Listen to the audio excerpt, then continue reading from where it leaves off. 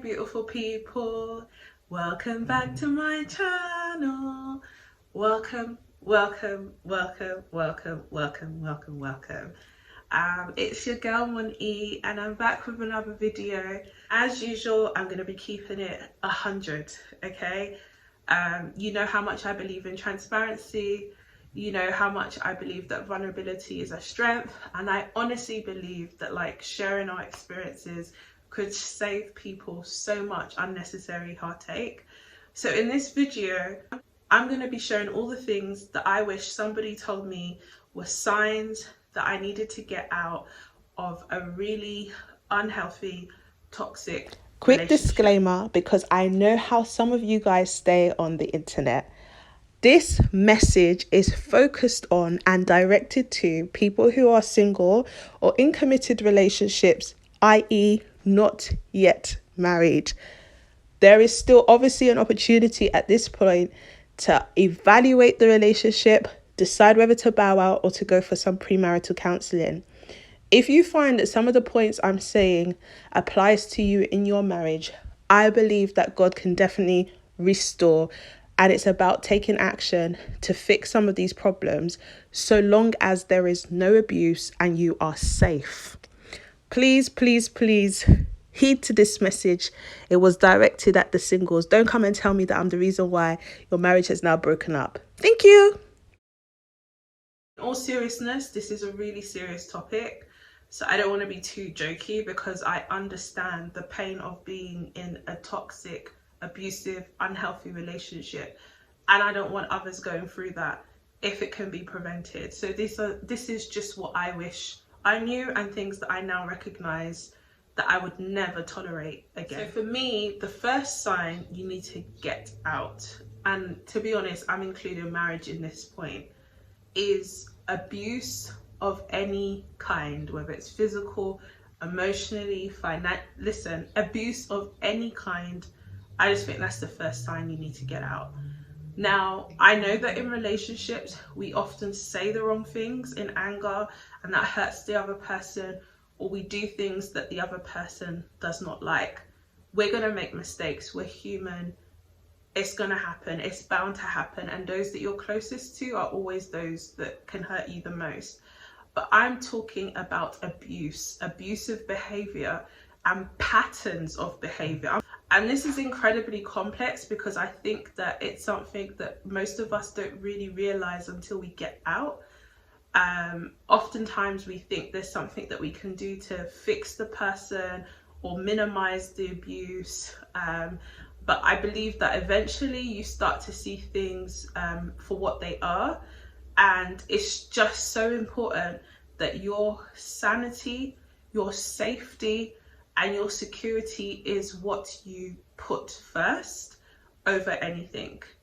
Somebody who loves you will not abuse you. I'm going to say that again. Somebody who loves you will not abuse you. Abuse and love can't be placed in the same sentence. It does not go together. The second sign that you need to get out is if there is any lying or cheating of any kind, okay? Cheating is completely unacceptable in monogamous relationships. I don't know about that polygamy, polyamory, or all the polys that people are choosing to do these days. But if you are committed to one person and one person alone, stepping out, lying about your finances, lying about who you are, lying about how many children you have, or anything that any skeletons that you're keeping in your closet, is completely unacceptable. It completely destroys the foundations of the relationship. It completely destroys trust, openness, security. You do not deserve to be in something that constantly makes you feel insecure. Third sign you need to get out of the relationship is if there is any addiction. Now, I don't want to go too much into this or share too much. I know I'm a really transparent person and I share so much of my experiences, but I don't believe in shaming people in order for people to learn. I can only tell you what I, from my perspective, took from the situation. I think that's the most important point rather than going into the details of the addiction. Now, I know that there are relationships that survive addiction, and I believe that it's possible. However, the thing that I want to focus on the most is helping you to understand that you cannot fix a person. You cannot fix a person. Too many of us are trying to do or step into God's role and God's position. You cannot fix a person. You cannot fill that void. It's just something that is beyond you. It does not mean that you are unlovable or the person does not love you enough to give up the addiction. You have to recognize that this one is beyond you and know when it's time to save yourself and avoid sinking and drowning with that person. Disrespect. I think that's another clear sign and red flag that it's time to leave that relationship. And to be honest, I tend to hear guys talking about this much more. I hear guys talking about how important respect is to them so much more than I hear women talking about it. But I think that there just really needs to be mutual respect. If someone doesn't respect you, then how possibly can they value you? And how can you be with someone who doesn't value your beliefs, your contributions, your feelings and emotions? I think it's personally impossible to be with someone who is constantly disrespecting you.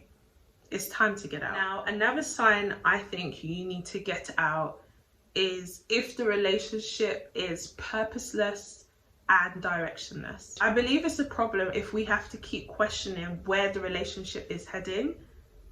We desire meaningful and purposeful connections, interactions and relationships. We want to know that our relationships are deepening and progressing. We want to know that there's a plan, especially somebody like me. Like, where are we going to be? Like, what's our vision? Where are we going to be in the next 5 years? And I'm not just talking about collective vision. I'm talking also about our individual vision, our individual passions. Like, how are you supporting each other on that journey? Okay, this is where we want to be as a couple in 5 years' time. However, individually, these are my career goals. These are my personal development goals. These are my spiritual goals. And these are the ways you can help me with this meaningful, purposeful, intentional connection. Like, time is so valuable. And a lot of the times we just underestimate how valuable an asset time is. Nobody has time for a time waster. Another sign you need to get out is if you are experiencing prolonged unhappiness. We all know that relationships have their ups and downs. The honeymoon stage does not last forever. Relationships require work, they require effort, they require consistency and commitment. However, I think it's unhealthy when you get to a point where you're more sorrowful and sad than you are happy. Our relationships are supposed to spark some sort of joy for us. Like, you can't live without that person. And I'm not saying that in an unhealthy codependency type attachment way. I just mean that the person is adding value to your life. But if you get to a point where you're constantly sad, constantly sorrowful, you become a shadow of yourself. People no longer recognize you.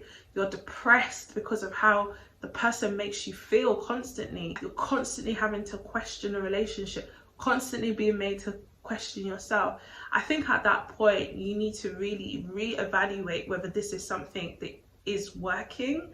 And if it's not working, whether it's time to leave or whether there's something that can be done to save the relationship. And finally, another sign you need to get out, and this is a particularly deep one for me, is if you are afraid of being alone. If you are staying in a relationship simply because you're afraid of being alone, you're afraid of being single, you just can't bear to be by yourself.